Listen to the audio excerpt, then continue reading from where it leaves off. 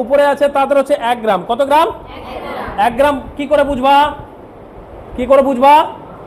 একটা গমের দানা বরাবর, গম তো আছেই ভাই, তো গম তো দেখে, তো একটা গমের দানা বরাবর চুন নিবা, ওটা হবে 1 গ্রাম।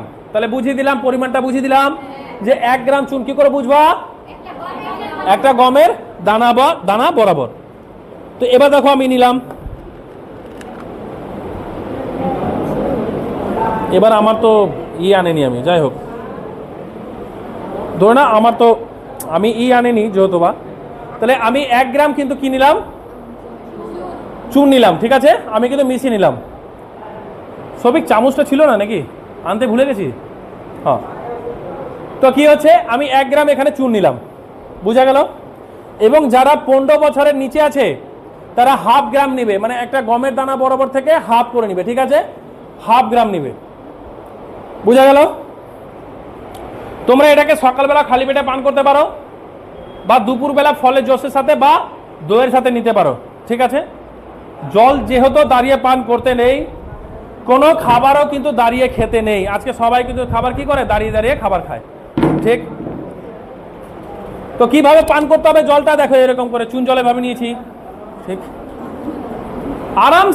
আরামসে ধীরে ধীরে আমরা পান করব, কারণ চুনটা ভালো করে আরেকটা জিনিস বুঝবা, চুন শুধু খালি চুন কিন্তু জিভে দিতে হয় না, জিভ কিন্তু ফেটে যাবে সঙ্গে সঙ্গে, বুঝা গেল? সেই চুন জল কি করতে হবে, এবার মিশিয়ে নিলা, আরামসে ভাবে করে নিচ্ছ, আরামসে নিচ্ছ। জল ঘুট ঘুট করে, মানে ঘট ঘট করে খেতে হয় না, ঘুট ঘুট করে এরকম এরকম মুখে নিলাম।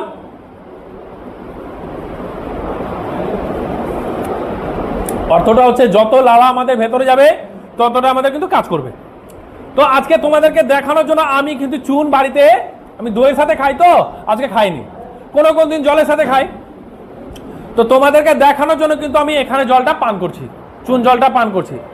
এর মধ্যে এত ক্যালসিয়াম আছে বাবু, তা কল্পনা করতে পারবো না। আরে ক্যালসিয়ামের ওষুধ আমার কিনার কি দরকার আছে বলো? আজকে থেকে কেউ কিনবা?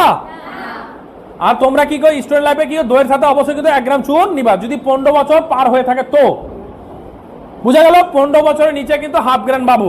ঠিক আছে, 1/2 গ্রাম, বেশি কিন্তু নিবা না, বুঝা গেল না? গেল না? তো সেই রকম ভাবে তোমরা কিন্তু প্রত্যেক দিন কিন্তু পান করবা। ঠিক আছে,